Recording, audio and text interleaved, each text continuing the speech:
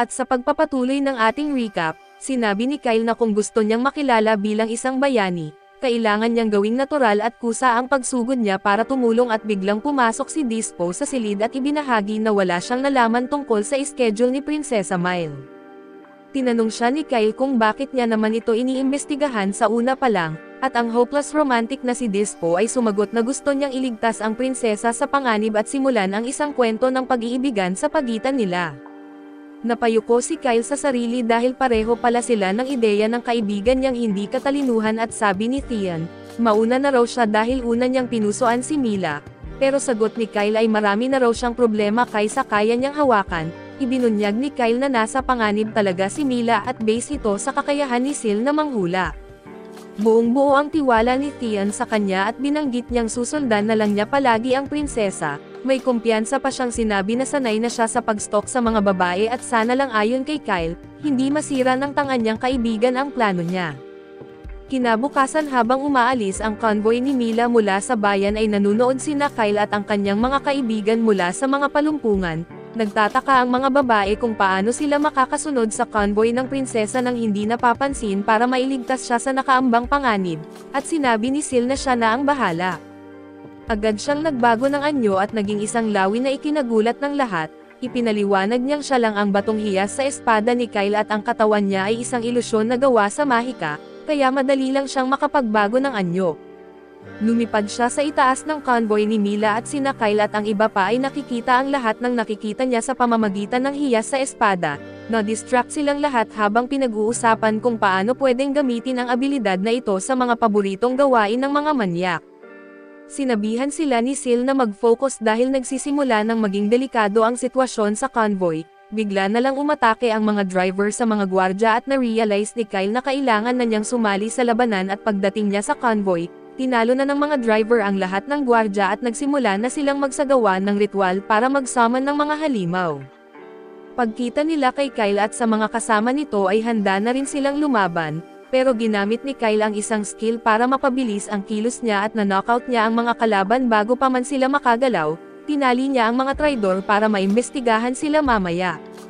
Samantala sinilip ni Theon si Mila at nakita niyang buhay pa ito pero wala pa ring malay at iginiit ni Kyle sa kanya na manatili sa tabi ng prinsesa at protektahan ito.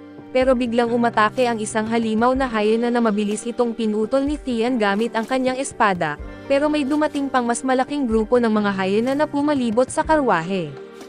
Sinubukan ni Kyle at ng mga babae ang kanilang makakaya para labanan ang mga ito pero inatake ng mga hyena ang mga walang malay na gwardya. Tinanong ni Kyle si Theon kung kaya ba nitong imaneho ang karwahe para makalayo, pero napansin nitong naputol ang mga lubid at kailangan pang itali muli ng mahigpit. Habang lalong tumitindi ang sitwasyon na isang hydra ang papalapit sa kanila, ramdam ni Kyle ang mga pagyanig sa lupa mula sa hakbang nito kaya't alam niyang hindi na magtatagal ay darating ito. Sinabi niya sa mga kasama na ang pinakamahalaga ay protektahan si Prinsesa Mila. Inutusan niya si Theon at ang mga babae na dalhin si Mila palayo sa lugar habang siya ay mananatili para harapin ang hydra. Ayaw man ng mga babae sa plano at sinigurado ni Kyle na hindi ito isang biglaang desisyon at may posibilidad siyang manalo, nagpasya si Oza na magtiwala sa kanya at tumakbo na si Kyle papunta sa Hydra.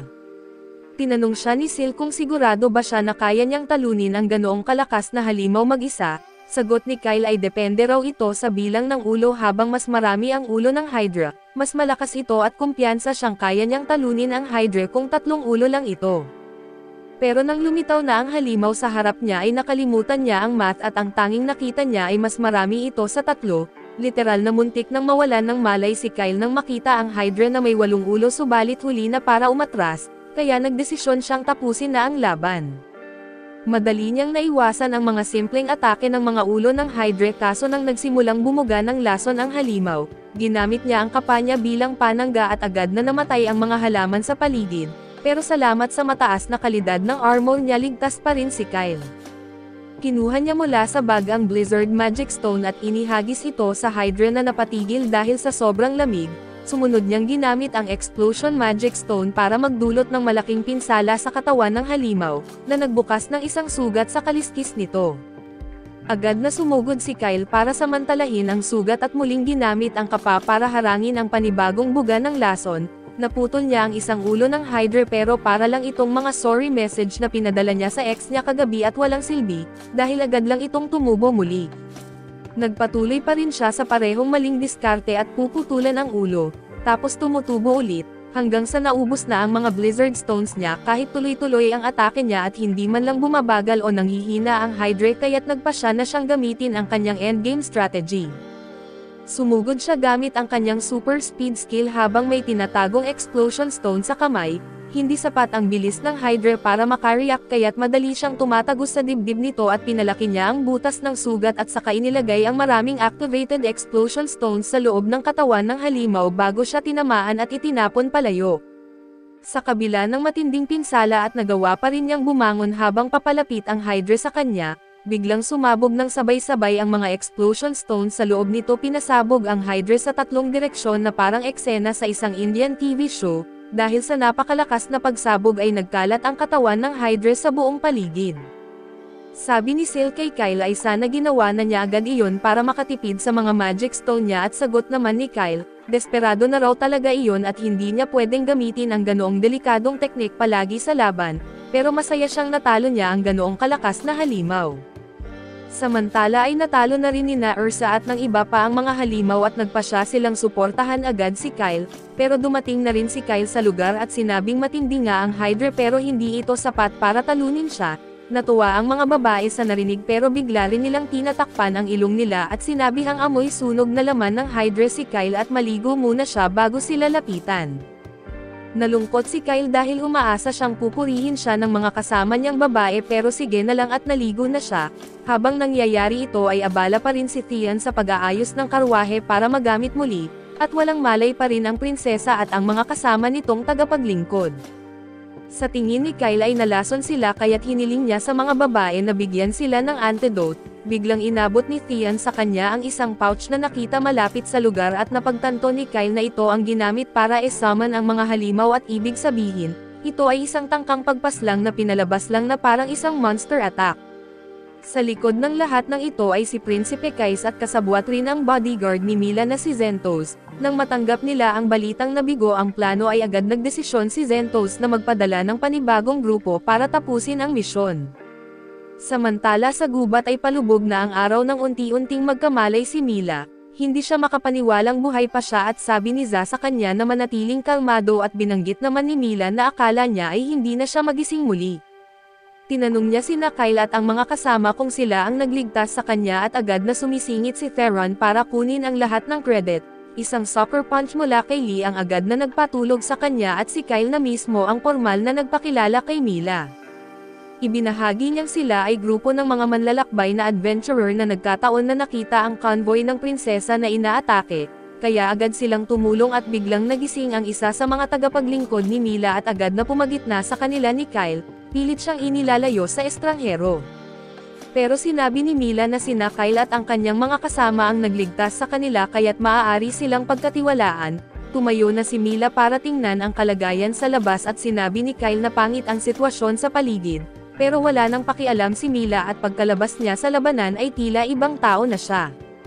Sinimulan ni Mila ang pag-inspeksyon sa mga bangkay ng mga driver, at ipinaliwanag sa kanya ni Kyle na sila ang pumatay sa mga gwardya bago pa siya dumating at biglang sinabi ni Sil kay Kyle na may paparating na grupo ng mga Royal Knight, at agad naman niyang ipinaalam ito kay Mila.